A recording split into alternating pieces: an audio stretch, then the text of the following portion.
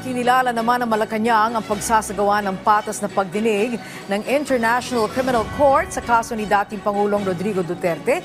Inihagya ng palasyo kasunod ng unang pagharap ng dating Pangulo sa ICC nitong Biyernes. Si Kenneth Pacientes sa sentro ng balita.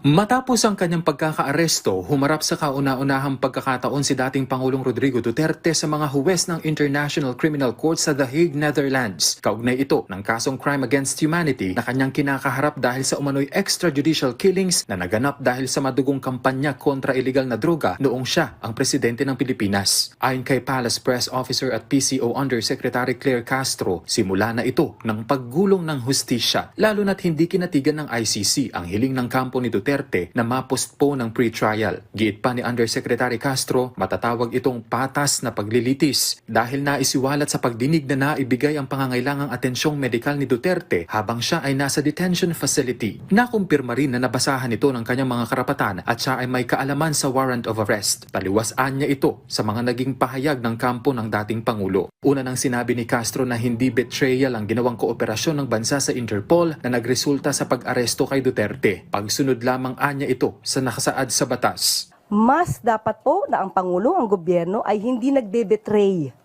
sa batas. Hindi siya nagbe-betray kung anong interes ng bansa. Hindi siya dapat nagbe-betray sa mga taong di umanong naging biktima ng EJK. Hindi po pwede na dahil lang po naging kakilala, nakasama po, kung kailangan managot. Kenneth Paciente para sa Pambansang TV sa Bagong Pilipinas.